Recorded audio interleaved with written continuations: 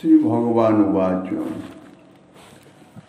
अद्यौ प्रभाते भो मातरस्मिन्नेव खनि मया चित्रः कोटि कोटि स्वप्ना जाग्रतेव न वीक्षितः। कलिजुग पावन अवतार परम करुणामय श्री गौरांग सुंदरी परम अंतरंग प्रिय पार्षद वर्य पूज्य पाद श्रील सनातन गोस्वामी पाद ताहार श्री श्री बृहद भागवतामृतम नामक श्री ग्रंथेर प्रथम खंडेर सप्तम अध्याय श्रीकृष्ण कृपा पात्र निर्धारण प्रसंगे नारदेर प्रयाग क्षेत्र থেকে धीरे धीरे द्वारका धामे आगमन एवं तत्पर उद्धव कर्तृक ब्रजवासीगणेर जे श्रीकृष्णेर प्रगाढ़ प्रीति से सम्बन्धे वर्णना करार परे श्री भगवान श्रीकृष्ण ताहार ब्रज त्यागेर परे ब्रजे गमनेर कोनो रकम उद्योग इत्यादि ना देखे से सम्बन्धे रोहिणी माता बलदेव चंद्र श्रीकृष्णेर जे निष्ठुरता कपटता ता बलार परे श्रीकृष्ण साहित्य छिलेन अंतःपुरे सेखान थेके उच्चस्वरे रोदन करते करते एसे बलदेव चंद्रेर कण्ठ धरे अत्यंत विनीत भावे ब्रजवासीगणेर दुरावस्था इत्यादि बलदेव चंद्रेर मुखे श्रवणेर परे विरह कातरे उभयेई भूमिते लुण्ठित हये धीरे धीरे मूर्छित हये जान। ताहादेर सेई मूर्छा एवं तादृश जे भाव सेखाने उपस्थित जे रोहिणी माता देवकी देवी बा श्रीकृष्ण महिषी बृंद ताहारा इतिपूर्वे केह दर्शन करें नाई।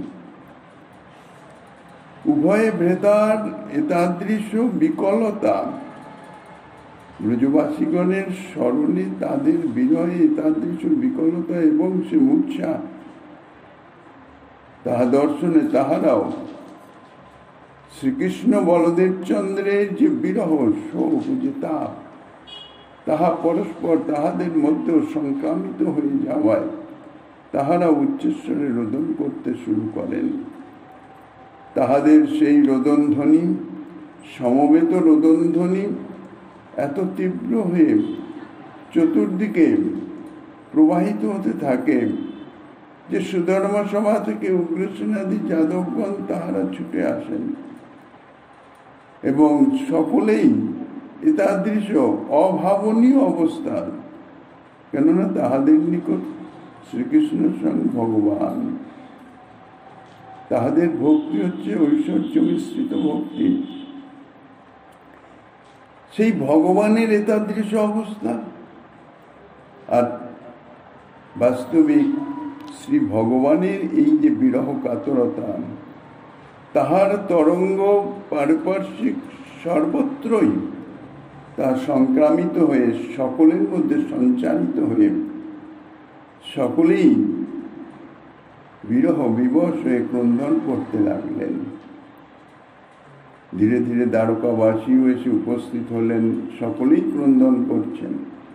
सेई ध्वनि ऊर्ध्वे उत्थित हওয়ায় ब्रह्मलोक पर्यन्त प्रविष्ट हये जाওয়ায় स्वयं ब्रह्मा तिनि देवतागण सह तिनिও एसे उपस्थित हलेन। तिनिও प्राथमिकभावे এই ভাবের সংক্রমণে তিনিও ক্রন্দন করতে শুরু করেছেন। কিছুক্ষণ বাদে তিনি ধৈর্য ধারণ করে এই অবস্থার পরিবর্তনের নিমিত্ত কি করণীয় সে সম্বন্ধে তিনি তথায় উপস্থিত গরুরও ক্রন্দনে বিবশ अर्थात बोलते गेले प्राय सकलेई बाह्यज्ञान शून्य সবাই ক্রন্দন করিতেছেন। এখন ব্রহ্মা চিন্তা করলেন যেভাবে এই মূর্ছা এসে উপস্থিত হয়েছে, আর তীব্র ব্রজবাসীগণের বিরহ অর্থাৎ স্মৃতিতে, কৃষ্ণ বলদেব চন্দ্রের ব্রজবাসীগণের স্মৃতি এত প্রগাঢ় হয়েছে যে তাহাদের বিরহে তাহার মূর্ছা হয়েছে। এখন সেই স্মৃতি আবার প্রকট রূপে জাগরিত না হওয়া পর্যন্ত এই মূর্ছা অপনোদন হবার নয়। ইতিপূর্বে বিশ্বকর্মা দ্বারা রৈবতক পর্বতে অর্থাৎ অতি সন্নিকটে রৈবতক পর্বতে সেখানে নববৃন্দাবন তৈরি করে রেখেছিলেন। সমস্ত কিছুই বৃন্দাবনের মতন, কিন্তু সব কৃত্রিম, সব বিগ্রহ তৈরি হয়ে আছে। বৃন্দাবনের মতন বনভূমি, গাভীগণ, সখাগণ, মাতা যশোদানন্দ মহারাজ ইত্যাদি সকলেরই প্রতিমা অর্থাৎ বিগ্রহ তৈরি হয়ে আছে, কিন্তু যেহেতু দেবশিল্পী বিশ্বকর্মা নির্মিত, এই জন্যে তাহা একেবারে যেন সাক্ষাৎ বলে প্রতীয়মান। সেই রকম অবস্থা। মাতা যশোমতী হস্তে নবনীত ভাণ্ড, কিন্তু যেন ঈষৎ উন্মনা ভাব। গরুরকে ইশারা করে বলে দিলেন ব্রহ্মা যে অতি ধীরে ধীরে দুই ভাইকে সেখানে নিয়ে যাও। দ্বিতীয়ত একমাত্র মাতা রোহিণী দেবী, যিনি ব্রজে অবস্থান করেছিলেন, শ্রীকৃষ্ণের ব্রজে অবস্থানকালীন তৎকালীন লীলা বা তৎকালীন তাহাদের যে ভাব, কৃষ্ণ বলদেব চন্দ্রের যে ভাব, সে সম্বন্ধে তিনি প্রত্যক্ষ অভিজ্ঞ। শুধুমাত্র তিনি সেখানে যাবেন, তাহলে তিনি তাদৃশ্য ভাবে সাক্ষাৎ ভাব প্রকট করে, অর্থাৎ সে তাদৃশ্য অভিনয়াদি তাহা প্রকট করে কৃষ্ণ বলরামের চৈতন্য আসার পরে, বিশেষ করে শ্রীকৃষ্ণের তিনি যে ব্রজে অবস্থান করছেন এই ভাবটিকে জাগরিত করতে পারবেন। অন্য কেউ যেন সেখানে না যান, অর্থাৎ ব্রজবাসী ভিন্ন, ব্রজে যারা অবস্থান করেছেন তারা ভিন্ন, অন্য কেহ অর্থাৎ মহিষী বৃন্দ হোক, উদ্ধব হোক বা অন্য যে কেউ হোক, দ্বারকার পরিকর কেউ যেন সেখানে না যান। কেননা দ্বারকার পরিকরদের যদি ওনার দৃষ্টি পড়ে তাহলেই কিন্তু আবার পুনরায় ব্রজবাসীগণের স্মৃতিতে মূর্ছিত হয়ে যেতে পারেন। তখন কিন্তু তানার চৈতন্য সম্পাদন আর কিছুতেই সম্ভব হবে না। এখন কি অবস্থা হয় তাহা দর্শনের জন্য মহিষীবৃন্দ সহ অন্যান্য মাতা দেবকী দেবী, কংস জননী পদ্মাবতী ইত্যাদি সকলে কিছু দূরে বৃক্ষের আড়ালে, যাহাতে তারা দেখতে পারে কিন্তু কৃষ্ণ বলদেব তাহাদের দেখতে না পারে, এইরূপ ভাবে অবস্থান করে ঘটনার পর্যবেক্ষণ করতে লাগলেন। বলদেব চন্দ্রের ভাবটি একটু কম ছিল, কেননা তিনি অল্প কিছুদিন পূর্বেই ব্রজে অবস্থান করে ব্রজবাসীগণের সান্ত্বনা দিয়ে তিনি গিয়েছেন। কাজেই সেখানে গরুর যখন তাদের নামিয়ে দিলেন, অল্প সময় পরেই বলদেব চন্দ্রের মূর্ছা মঙ্গল চৈতন্য এল। তিনি অবস্থা পর্যবেক্ষণ করে বুঝতে পারলেন। তিনি সঙ্গে সঙ্গে কি করলেন, মাতা রোহিণীর সাহায্যে নিজেও সেই ব্রজবাসীর বর্ণ সাজে, গোপ সাজে সাজিত হয়ে গেলেন। বনমালা ইত্যাদি, বংশী, শৃঙ্গা, বেণু ইত্যাদি সমস্ত কিছু ধারণ করে সেখানে যেরকম ভাবে গোচারণ যাওয়ার পূর্বে যেরকম বেশ ধারণ করতেন সেই রকম নিজেও ধারণ করলেন, শ্রীকৃষ্ণকেও সেই বেশ ধারণ করিয়ে দিলেন। তারপরে শ্রীকৃষ্ণকে জাগরিত করলেন, বারবার করে ডাকছেন, যেন ভাবটি এইরকম, ব্রজে শ্রীকৃষ্ণ নিদ্রাগত হয়ে আছেন, এবার গোচারণে যাওয়ার নিমিত্ত সখাগণ এসে উপস্থিত হয়েছেন। ব্রজে কি হতো, সকালবেলায় গোদহন ইত্যাদি কার্য সমাপন করে অতি প্রত্যুষে নন্দ মহারাজের সঙ্গে গোদহন আদি ইত্যাদি সমাপন করেন। তিনি গিরে আসলেই স্নান আদি সম্পাদন করেন, তারপরে ভোজন করতেন। মাতা যশোমতী অতি আদরের সঙ্গে সখাগণ সহ কৃষ্ণ বলদেব চন্দ্রের ভোজন করাতেন। রোহিণী মাতা রন্ধনশালা থেকে সব সামগ্রী এনে পরিবেশন করতেন, যত্ন সহকারে তিনি পরিবেশন করতেন, ভোজন আনতেন, তারপর কিছুক্ষণ বিশ্রাম করে তারপরে গোচারণে যেতেন। এই যে কিছুক্ষণ বিশ্রাম, যেন ঠিক সেইভাবে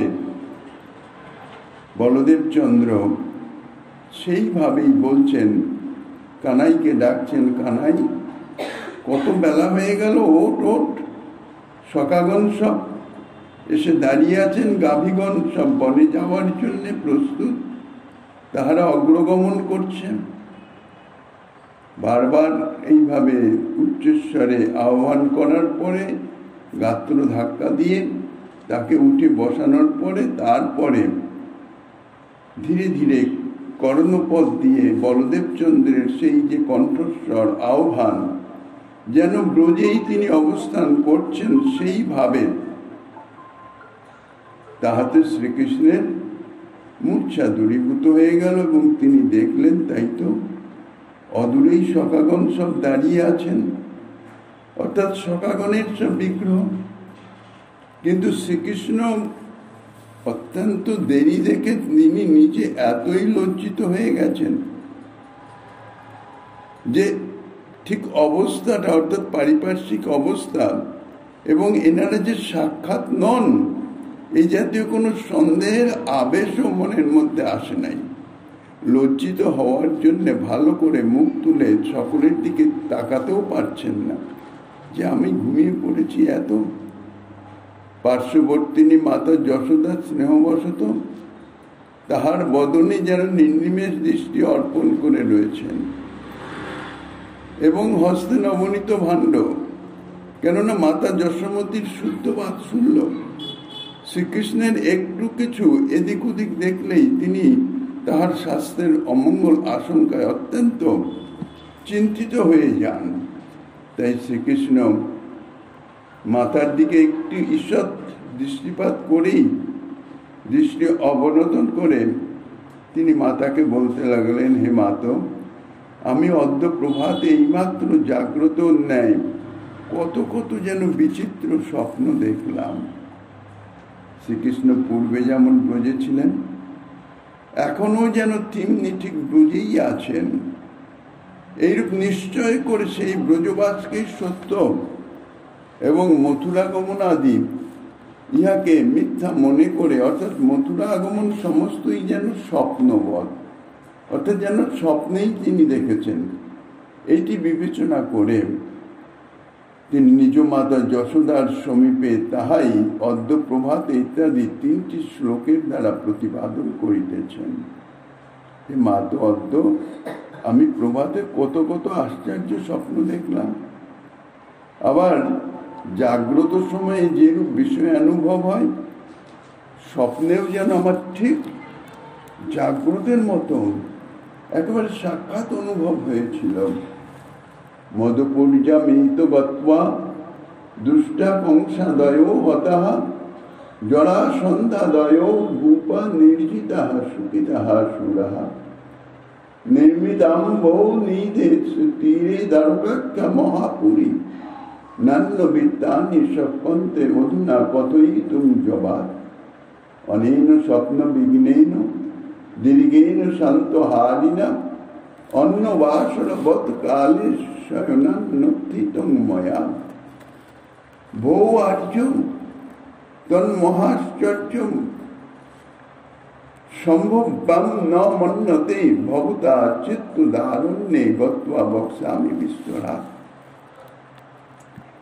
মাতাকে বলছেন, হে মাতা, আমি দেখলাম আমি যেন এখান থেকে মধুপুরে গমন করেছিলাম এবং সেখানে গমন করে দুষ্ট কংসাদিকে নিহত করেছি এবং জরাসন্ধ আদি রাজগণকে পরাজয় করে দেবতাগণকে সুখী করেছি। আবার তারপরে পরবর্তীকালে মহাসমুদ্র তীরে দ্বারকা নাম্নী মহাপুরী নির্মাণ করিয়েছি ইত্যাদি ইত্যাদি বহু বহু কিছু আমি দেখলাম, কিন্তু তাহা আর এখন অতি শীঘ্র বলতে পারছি না। এই প্রকার দীর্ঘতর মনোহর স্বপ্ন দ্বারা আমার বিঘ্ন উপস্থিত হওয়ায় আজ আমি অপরাপর দিনের মতো যথাসময়ে শয্যা থেকে উঠতে পারি নাই। হে আর্য, আপনি যদি সেই মহাশ্চর্য স্বপ্ন বৃত্তান্ত অসম্ভব বলে মনে না করেন, অর্থাৎ এটি বলদেবচন্দ্রকে সম্বোধন করে বলছেন, যদি আপনি সেই মহাশ্চর্য স্বপ্ন বৃত্তান্ত সেটা অসম্ভব বলে মনে না করেন, তবে আমি বনে গিয়ে সবিস্তারে আপনাকে তাহা বলতে পারব। শ্রী পরীক্ষিত বাচ এবং সম্ভাষ্য জননী অভিবন্ধ সসাদরম বনভোগের সুরালক্ষ রোহিণ্যোক্ত তত্ত্ব অভিজ্ঞয়া। যদিও শ্রীকৃষ্ণ স্বপ্ন বৃত্তান্ত বলছেন, তথাপি মাতা যশোদা দীর্ঘকাল নির্নিমেষ নয়নে চেয়ে আছেন। কেননা এ তো মূর্তি, এর তো চোখের পলক পড়বে না। এখন স্বাভাবিকভাবে তাহা দেখলে মনে সন্দেহ হতে পারে। শ্রীকৃষ্ণ মনে করলেন, আমার নিদ্রাবাহুল্য বশত কিঞ্চিত অস্বাস্থ্য আশঙ্কা করে মাতার মনে নিশ্চয়ই দুঃখ উৎপন্ন হয়েছে। তাই শ্রী ভগবান মাতাকে সান্ত্বনা করবার জন্য বললেন, মা, দীর্ঘকাল ব্যাপী এই মনোহর স্বপ্নরূপ অর্থাৎ স্বপ্ন দেখতে গিয়ে আমার নিদ্রা ভঙ্গ হয় নাই। বিঘ্নবশত আজ উষাকালে শয্যা ত্যাগ করে উঠতে পারি নাই। শ্রী বলদেবচন্দ্র যদি সেই স্বপ্ন বৃত্তান্ত অবাস্তব মনে করেন, কারণ বহুকাল ব্যাপী যে কংসবধাদি ঘটনা তাহা সহজে কিরূপে আজ প্রাতকালীন ও ক্ষণিক স্বপ্ন মধ্যে অনুভূত হবে, প্রত্যুত উহা অসম্ভব বলে মনে হয় স্বাভাবিক। তাই শ্রীকৃষ্ণ বলছেন, ভো আর্য, আপনি যদি ইহা অসম্ভব মনে না করেন, অর্থাৎ আমার কথা যদি বিশ্বাস করেন, তাহলে চলেন বনে গিয়ে আমি তাহা সবিস্তারে আপনাকে বলব। পরীক্ষিত মহারাজ বলছেন, শ্রীকৃষ্ণ এই প্রকার ভ্রাতা বলদেবকে সাদর সম্ভাষণ এবং জননীকে অভিবাদন করলেন। পরে বন্যভোজনের উপযোগী খাদ্য সামগ্রীর অভিলাষে হস্ত প্রসারণ করলেন মাতার কাছে। তাহা লক্ষ্য করে বিচক্ষণা রোহিণী দেবী, তিনি তো জানতেন যে ব্রজে অবস্থানকালীন যে সমস্ত ঘটনাবলী হতো সে সম্বন্ধে অভিজ্ঞ। তাই তিনি যখনই মাতার নিকটে বনে যে ভোজন করবার নিমিত্ত ভোজনের জন্য যখনই হস্ত প্রসারণ করতে যাচ্ছেন, রোহিণী দেবী বুঝে গেছেন। বুঝে সঙ্গে সঙ্গে বলতে লাগলেন, শ্রী রোহিণী উবাচ ভো বৎস তব মাতাদ্য তন্নিদ্রাধিক্য চিন্তয়া তদেক পুত্রা দুস্তেব তদলঙ্গ বহুবাস্তয়া। রোহিণী দেবী বলছেন, হে বৎস, তোমার মাতা অদ্য তোমার এই যে নিদ্রাধিক্য তাতে চিন্তা করে কিছু যেন অসুস্থ হয়ে গেছেন, কারণ তুমি তো তার একমাত্র পুত্র। অতএব আর অধিক কথাবার্তার প্রয়োজন নাই। অগ্রত নিঃসৃতা গাস্তং গোপাংসি চাং স্বরদূতম ময়োপস্কৃত সদ্ভক্তম বনমধ্যে প্রহেশ্যতে। গাভী ও গোপবালকেরা অগ্রেই বাহির হয়ে গেছে, তুমিও সত্য তাহাদের অনুসরণ করো। আমি উৎকৃষ্ট খাদ্য সামগ্রী সমস্ত প্রস্তুত করে বনে যথাসময়ে পাঠিয়ে দেব। বনে গিয়ে শ্রী ভগবান যে দধিওদনাদি ভোজন করেন, যাহা তারা নিত্যকার অভ্যাস, সেই ভোজনোপযোগী বস্তুর অভিলাষেই তিনি মাতার নিকটে করদয় প্রসারণ করলেন। সেই প্রকার হস্ত প্রসারণ আদির ভাব অর্থাৎ চিহ্ন দেখেই পরম বিচক্ষণা শ্রী রোহিণী দেবী ভাবলেন, এই যশোদা তো সাক্ষাৎ নন, ইনি তো প্রতিমা। সুতরাং কোনো বস্তু প্রদানে বা প্রত্যুত্তর প্রদানে তিনি তো সমর্থ নন। কিন্তু শ্রীকৃষ্ণ যদি ইহার নিকট থেকে ভোজ্য বস্তু বা প্রত্যুত্তর না পান, তবে স্বাভাবিকভাবে শ্রীকৃষ্ণের সন্দেহ হবে। এবং ভালো করে যদি উনি দেখেন, বিচক্ষণ তিনি, যদি দৃষ্টি ভালো করে নিরীক্ষণ করে যদি প্রতিমা বুদ্ধি এসে যায়, তাহলে তো পূর্ববৎ মহা অনর্থ সংঘটিত হবে। অর্থাৎ এ তো বোঝো নয়, এ তো অন্যত্র স্থান। সঙ্গে সঙ্গে তিনি তার হৃদয়ে যে ব্রজ বিরহ, সেটি আবার উত্থিত হবে। আর ব্রহ্মা আগেই সাবধান করে দিয়েছেন, পুনরায় যদি সে বিরহ আবির্ভূত হয়, আবার শোক সাগরে তিনি নিমগ্ন হন, তাহলে কিন্তু তাহার মূর্ছা ভঙ্গ করা কোনোভাবেই সম্ভব হবে না। কাজী রোহিণী দেবী তাহা জানেন, তাই তিনি সঙ্গে সঙ্গে চিন্তা করলেন, তাহলে তো পূর্ববৎ মহানর্থ সংঘটিত হবে। অতএব সেই অনর্থপাত সম্বরণ করবার জন্যে অতি চতুরতার সঙ্গে, এই জন্যেই ব্রহ্মা শুধু রোহিণী দেবীকে সেখানে পাঠিয়েছেন।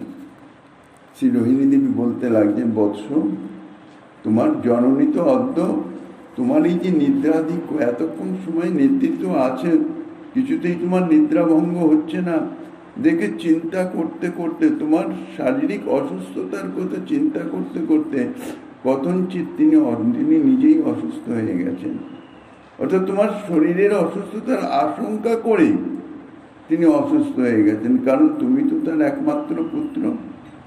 তোমার সদা সর্বদাই মঙ্গল কামনা তাহার হৃদয়ে বিদ্যমান থাকে।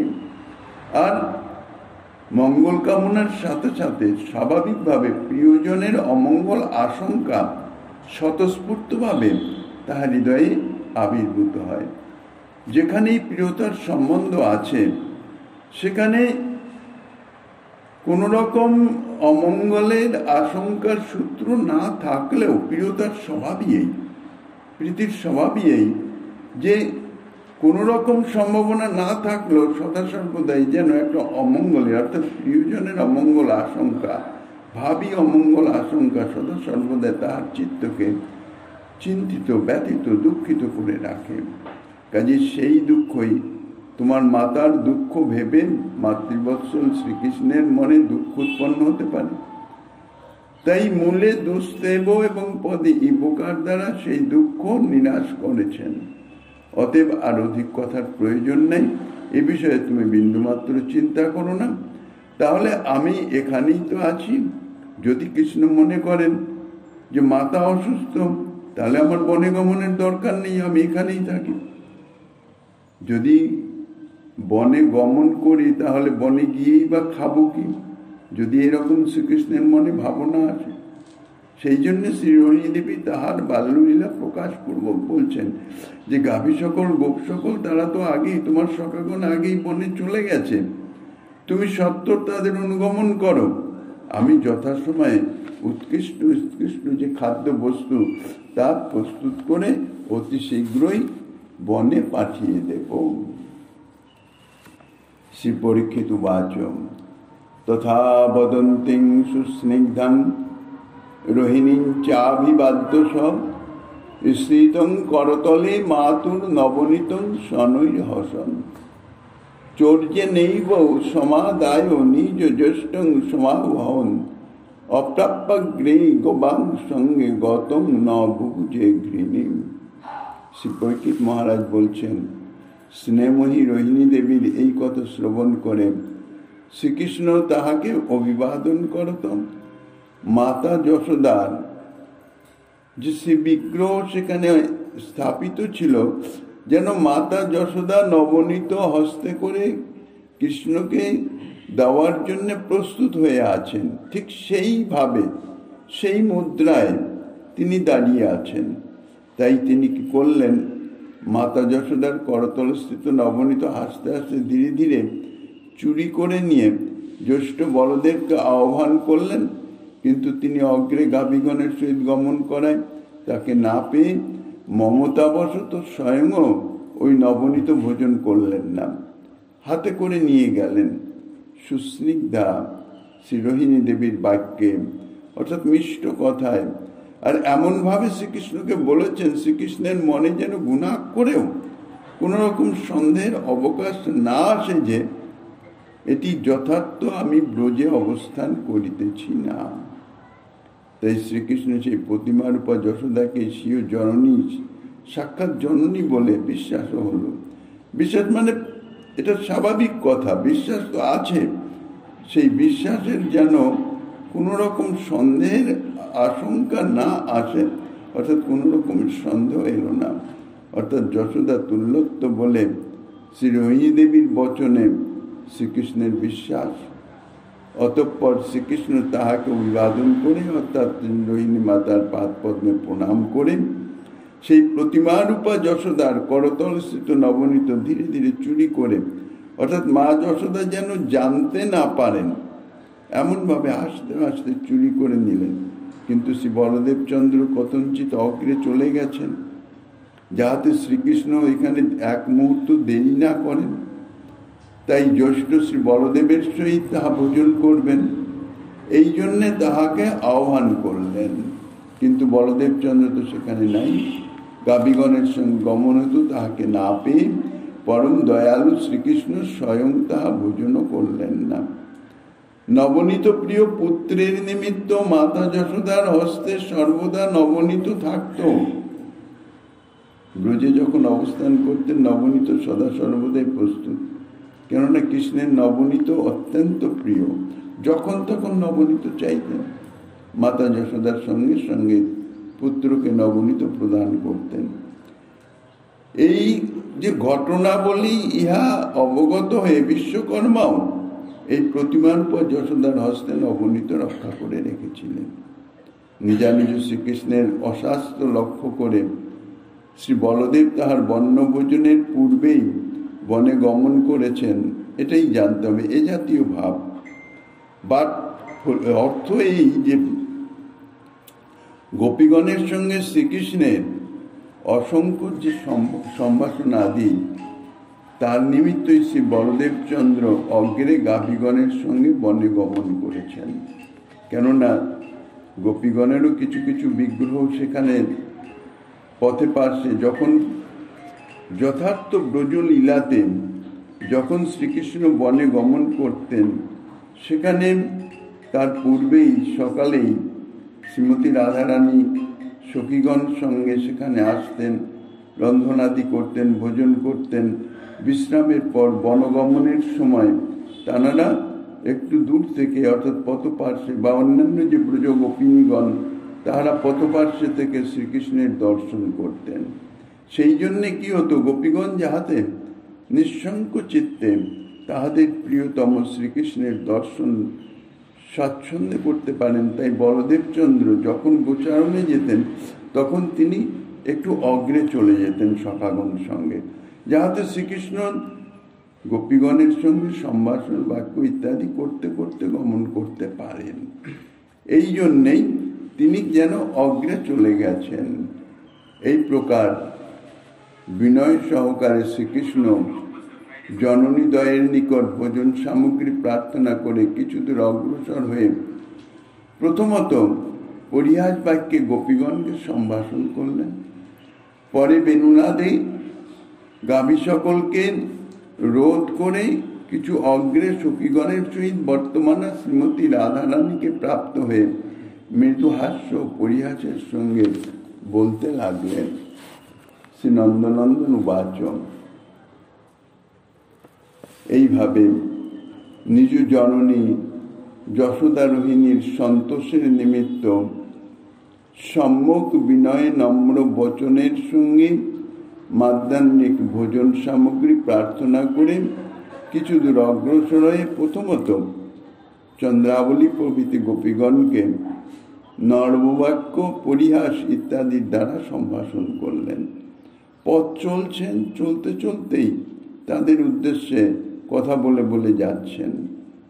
পরে আরও কিছু দূর অগ্রসর হলে, কেননা তিনি ক্ষণকাল অপেক্ষা করতে পারছেন না, আজ অত্যন্ত বিলম্ব হয়ে গেছে, সখীগণের সঙ্গে সম্মুখভাবে অবস্থিতা শ্রীমতী রাধারানীকে প্রাপ্ত হলেন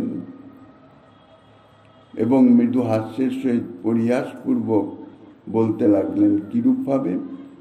বেণুনাদে গো নিরোধন সাংকতিক বেণুবাদ্যে অগ্রগামী গাভী সকলকে রোধ করে, অর্থাৎ শ্রীকৃষ্ণের বেণুধ্বনিতে এমন বিভিন্ন ভাব ছিল। কোনো বেণুধ্বনির মাধ্যমে গাভীগণকে অগ্রে গমন করাতেন, কোনো বেণুধ্বনিতে দূরে অবস্থানরত গাভীগণকে একত্রিত করতেন, কোনো সময় আবার বেণুনাদের মাধ্যমেই গাভীগণ বেশি এগিয়ে গেলে তাদের কিছুক্ষণ অপেক্ষা করাতেন। এখন ঠিক সেই ধ্বনি তিনি বেণুতে পাঠালেন, অর্থাৎ গো নিরোধন সাংকেতিক বেণুবাদ্যে অগ্রগামী গাভী সকলকে রোধ করে স্বচ্ছন্দে, যাতে গোপীগণের সঙ্গে তিনি স্বচ্ছন্দে বার্তালাপ করতে পারেন। পূর্বেও ব্রজে বনে গমনোদ্যত শ্রী ভগবানের দর্শন নিমিত্ত শ্রী গোপীগণ গৃহ থেকে নিষ্ক্রান্ত হয়ে প্রতিপার্শ্বে স্থানে স্থানে সঙ্গবদ্ধ হয়ে অবস্থান করতেন। এ বিষয়ে শ্রীমদ্ ভাগবতের 10ম স্কন্ধে পুরুষস্ত্রীগণের সংলাপ এইরূপ।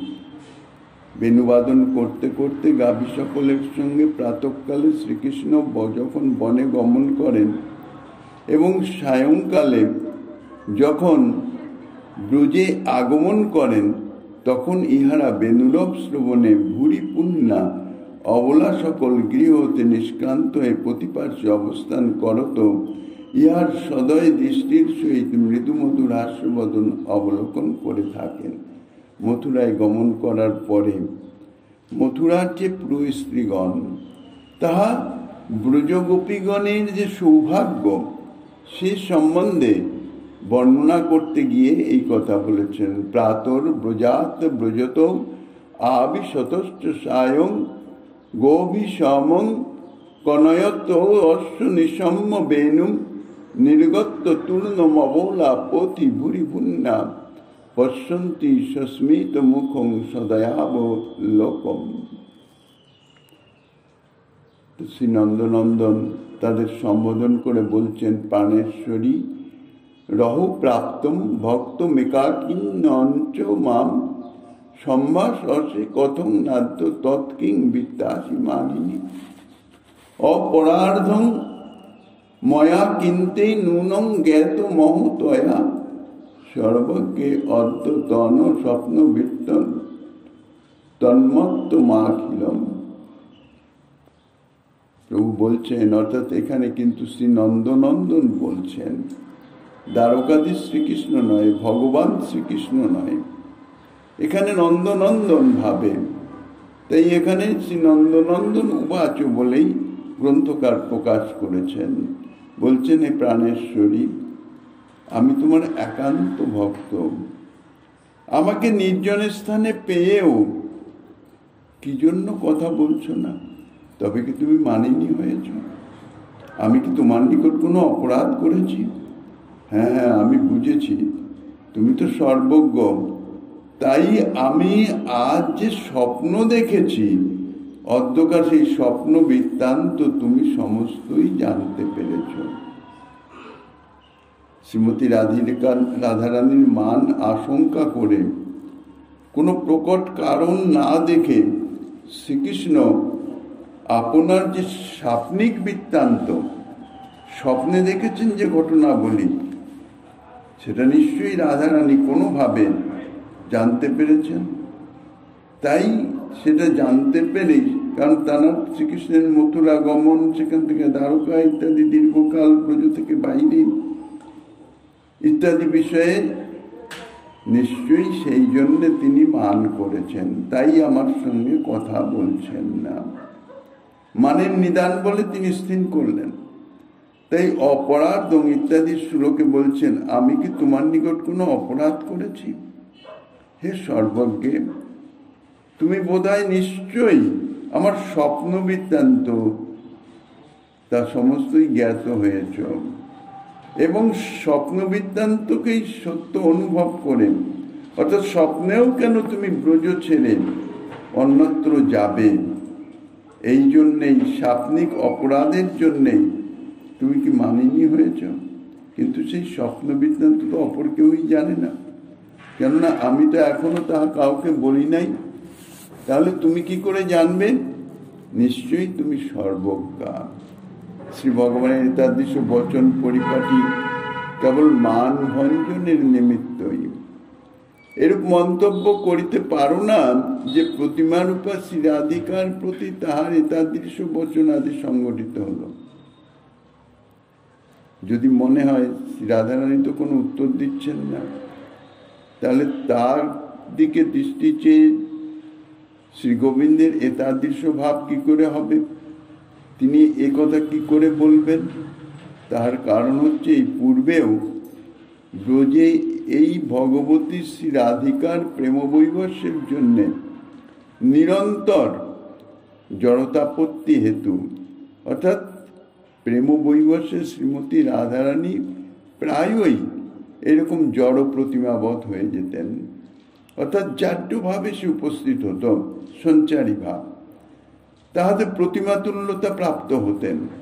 কখনো বা শ্রীকৃষ্ণের বৈদগ্ধি প্রভাবে নর্ম কিরাদিতেও তাহার এতাদৃশ জাড্যভাব দৃষ্ট হতো, দেখা যেত। এ সম্বন্ধে শ্রীকৃষ্ণ পূর্বে থেকেই জানেন। তাই সম্প্রতি শ্রীকৃষ্ণ এমন কোনো একটা বিশেষ ভাবাবস্থা প্রাপ্ত হয়েছেন, এবং সেই অবস্থায় তিনি শ্রী রাধিকার এই মৌন মুদ্রার কারণ অনুসন্ধানে প্রবৃত্ত হয়ে নিজের প্রতি তার মানোদয় অনুমান করে, এবং মানের যে কারণ প্রকটভাবে তো কোনো কারণ নাই, তাহলে নিশ্চয়ই স্বপ্ন বৃত্তান্তের জন্যই কারণ, তা তাদৃশ বচনাদি প্রয়োগ করেছেন। সমস্ত কিছুই যেন যথার্থ সত্যবৎ। তারপর বলছেন, তান বিহায়ান নত গত্ত বিবাহা বহব কৃতা তাসাং ক্ষিতিপ পুত্রী না মুগ্ধ তানন মৃতিং প্রতি পুত্র পুত্রাদয়স তত্র জনিতা দূরবর্তিনা অস্তু তাবদি দানি তৎ গম্মতি তরয়া বনি সন্তোষতে প্রদোষে অদ্যে ময়া তং মদৈশ্বসে।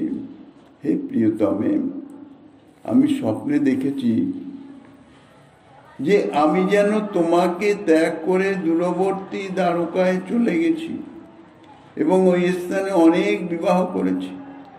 এবং বিবাহের কারণ শোনো, আমার জন্যে মরণোদ্যতা সেই সমস্ত সুন্দরীগণ, তাই সেই সকল রাজপুত্রী সকলকে বিবাহ করেছি তাহাদের মৃত্যু নিবারণের জন্যে।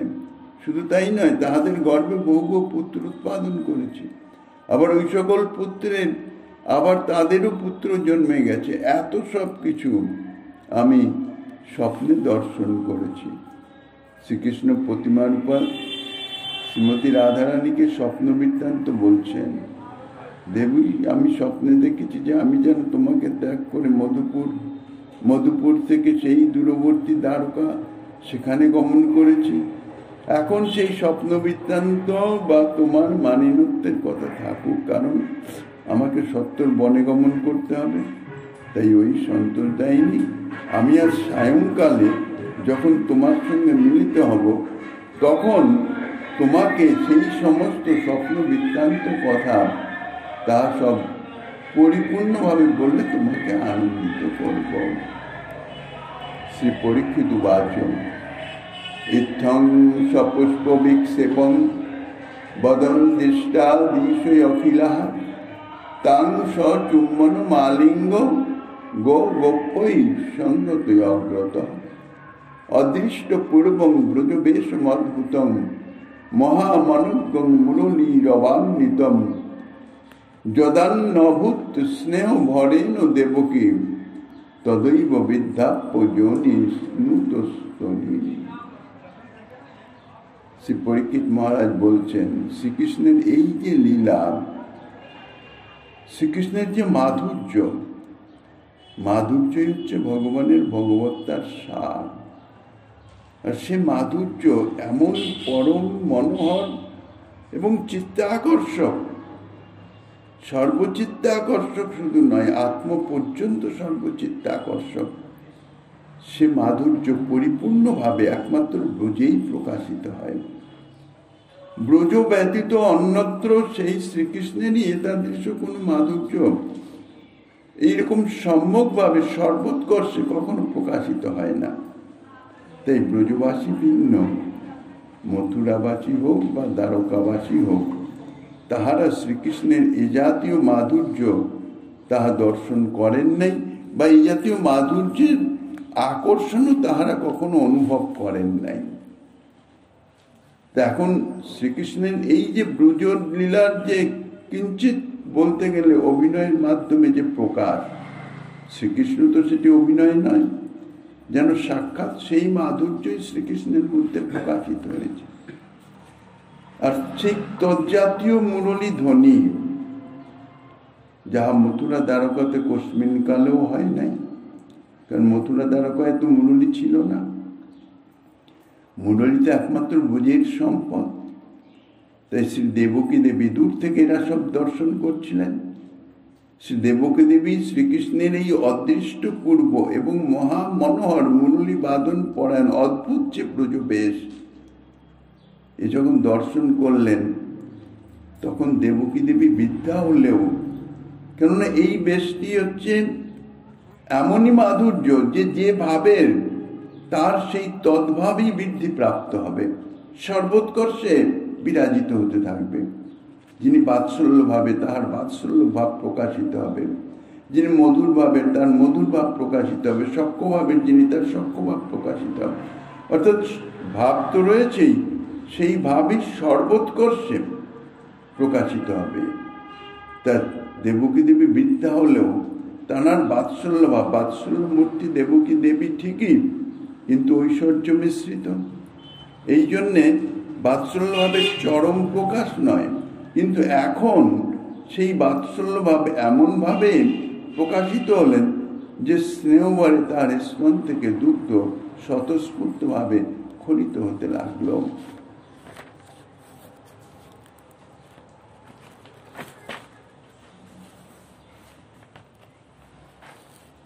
রুক্মিণী জাম্ববত্তাদ্যা পুরাণুত্থেন কহিরিচিত মহাপ্রেম্না গতামহং ধৈর্যান্যা পতনখিত। শ্রী রুক্মিণী, জাম্ববতী প্রভৃতি যে সমস্ত মুখ্য পাটরানী অর্থাৎ মহিষীগণ, তাঁরা শ্রীকৃষ্ণের এই স্বরূপদেশ দেখে দর্শন করে অভূতপূর্ব, অর্থাৎ তাহাদের যে কান্তা ভাব তাহার চরমোৎকর্ষে উন্নীত হয়ে গেল, অর্থাৎ মহাপ্রেমে তাহাদের ধৈর্যচ্যুত হয়ে গেল। অর্থাৎ সেই যে ভাব, কান্তাভাবের যে চরমোৎকর্ষতা, তাহারা সম্বরণ করতে পারলেন না, অর্থাৎ ধারণ করতে পারলেন না। তাদের সে পাত্রত্ব নাই তো। তারা কি করলেন? এমন চরমোৎকর্ষে এসে গেল যে তাদের ধৈর্যচ্যুতি এবং মূর্ছিত হয়ে ভূমিতলে তাহারা পতিত হলেন। মহিষীবৃন্দ স্বভাবতই মহাধৈর্যশালিনী এবং মহাগাম্ভীর্যাদিযুক্তা, কেননা পাটরানী সকল। কিন্তু শ্রীকৃষ্ণের এই অদ্ভুত গোপবেশ দর্শনে তাহাদের অন্তরে যে বিশেষ প্রেমের যে বিশেষ উৎকর্ষতা তাহা প্রাপ্ত হওয়ায় মহাপ্রেমের অভ্যুদয়ে তাহারা মোহপ্রাপ্ত হয়ে গেলেন, ধারণ করবার সামর্থ্য হলো না। অর্থাৎ এই সমস্ত অষ্টপাটরানী, এখানে রুক্মিণী, জাম্ববতী ইত্যাদি, অর্থাৎ সঙ্গে মৃত্যুবিন্দা, সত্তা, ভদ্রা, লক্ষ্মণ আদি যে সমস্ত মহিষীবৃন্দ মুখ্যা, তাহাদের মধ্যে কতিপয় মহিষী এখানে উপস্থিত ছিলেন এবং দর্শন করছিলেন। তাহারা অভূতপূর্ব মহাপ্রেমের প্রভাবে তাহারা ধৈর্য ধারণ করতে পারলেন না, মোহপ্রাপ্ত হয়ে ভূতলে পতিত হয়ে গেলেন। বৃদ্ধা চ মত্তা সহ সত্য ভাময়া কামস্য বেগাদনু কুর্বতী মোহ আলিঙ্গন চুম্বনমপদ্ধা বর্ধতুং বাহু যুগম প্রসার্যম। কংস জননী পদ্মাবতী, তিনি তো বৃদ্ধা, তিনি শ্রী সত্যভামার সঙ্গে কামবেগে মত্ত হয়ে বারংবার বাহু প্রসারণাদির দ্বারে আলিঙ্গনের অভিনয় অর্থাৎ অধর চালনাদি মুদ্রা দ্বারা চুম্বনের অভিনয় করতে করতে শ্রীহরিকে ধরবার জন্য যেন ধাবিত হতে লাগলেন। শ্রী সত্যভামার সঙ্গে বিদ্যা এবং মত্তা এই পদ্মাবতী, এই উভয়ই মহা উন্মাদ দশা প্রাপ্ত হলেন। অর্থাৎ কামবেগ বশত পুনঃ পুনঃ বাহু প্রসারণের দ্বারা আলিঙ্গনের অভিনয় এবং অধরচালনা মুদ্রাদি দ্বারা চুম্বনের অভিনয় করতে করতে শ্রীহরিকে ধারণ করতে যেন ধাবিত হলেন। ব্রজলীলার উপযোগী শ্রীকৃষ্ণের বর্ণবেশ অর্থাৎ পরম মনোহর দ্বিভুজ মুরলীধারী শ্রীকৃষ্ণের রূপ মাধুর্য তাহা দর্শন করলেন কি পুরুষ, কি স্ত্রী, কি পশুপক্ষী বৃক্ষাদিরও চিত্ত বিমোহিত হয়ে যায়। এমনকি স্বয়ং শ্রীকৃষ্ণেরও বিস্ময় জন্মে। তাই তো শ্রীমদ্ ভাগবতে বলেছেন, শ্রীকৃষ্ণের অব্যক্ত মধুর শব্দরূপ অমৃত আয়মান মুরলীনাদের সম্মিলিত হয়ে ত্রিজগতের কোন স্ত্রী না পাতিব্রত্য ধর্ম থেকে বিচ্যুত হয়, অর্থাৎ সকলেই বিচলিত হয়ে যায়, হতে বাধ্য হয়। এমনকি ঐরূপ দর্শনে পশুপক্ষী বৃক্ষ প্রভৃতিও পুলকিত হয়ে থাকে। তাই তো এই শ্লোকেই বলেছেন পদ্মাবতীরও এই কন্দর্প চেষ্টা হচ্ছে। ইয়ার রহস্য হচ্ছে এই যে শ্রীকৃষ্ণের রূপই তার দৃশ্য অদ্ভুত, অর্থাৎ ব্রজেন্দ্রনন্দন শ্রীকৃষ্ণের রূপই হচ্ছে এটার দৃশ্য অদ্ভুত, যাহার প্রভাবে ভিন্ন ভিন্ন রতির আচ্ছাদন সত্ত্বেও উক্ত মধুর রতি উদ্ভাবিত হয়ে যায়। কিন্তু কংস মাতা পদ্মাবতী তো তার দৃশ্য কোনো স্থায়ী ভাব ছিল না। অতএব পরমানন্দ স্বরূপ রসই অন্যান্য ভাব বা উপাধির মধ্যে দিয়ে প্রকাশিত হয়ে ভিন্ন ভিন্ন নামে অভিহিত হয়, কিন্তু আস্বাদ্যমান আনন্দ রূপে তাহা কিন্তু একরকমই থাকে। সেই জন্যই অলঙ্কার যুক্ত আছে, রসস্যানন্দ ধর্মোত্তাদৈ কদ্ধং ভাব এবহি উপাধি ভেদান্যাত্মং রত্তাদয় উপাধয়। বস্তুত রস পরমানন্দ স্বরূপ, এই জন্যে একবিধই হয়ে থাকে। ভাবই রত্তাদি উপাধি ভেদে নানাত্ব প্রাপ্ত হয়, ভাব নানান রকম হয়। যেমন শান্তদাস সক্ষ বাৎসল্য মধুর, এর সম্বন্ধেও নিগুড় রহস্য হচ্ছে এই আনন্দ চিন্ময় রসাত্মতয়া মনসূয় প্রাণিনাঙ্গ প্রতিফলন স্মরতামুপেত্য লীলাই তেন ভুবনানি জয়ত্তজস্রং গোবিন্দমাদি পুরুষং তমহং ভজামি। ব্রহ্মসংহিতা এটা বর্ণিত আছে যে যিনি আনন্দ চিন্ময় উজ্জ্বলাক্ষ প্রেম ও রসাত্মক রূপে প্রাণীগণের মধ্যে স্বীয় অংশচ্ছুরিত পরমাণুরূপে অর্থাৎ পরমাত্মা রূপে প্রতিবিম্বিত হয়ে থাকেন, পরে যিনি আবার স্মররূপে লীলা দ্বারা নিখিল বিশ্বকে জয় করেন, সেই আদিপুরুষ গোবিন্দকে আমি ভজনা করি। এই প্রকার উপাধিতে প্রতিবিম্বিত উজ্জ্বল প্রেম রসই নানাত্ব প্রাপ্ত হয়, কিন্তু মায়িক উপাধি যোগ স্মররূপে প্রতীয়মান হয়। অর্থাৎ এই প্রকারে শ্রীকৃষ্ণ সাক্ষাৎ মন্মথ রূপে রসের পরম কারণ হলেও কেবল মায়িক জগতে মায়া সম্বন্ধে উহা দূষিত হয়ে যায়।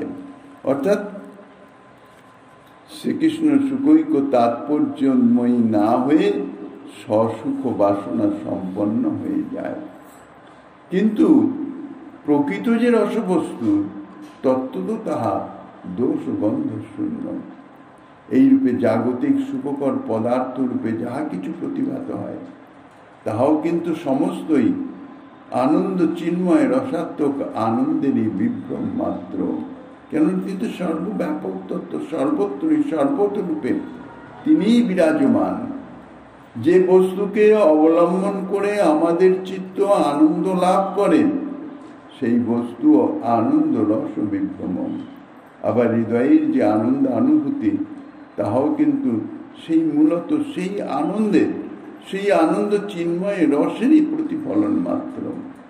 অতএব আনন্দই এখানে ব্যাপক রূপে ব্রহ্মাণ্ড ব্যক্ত করে আছে।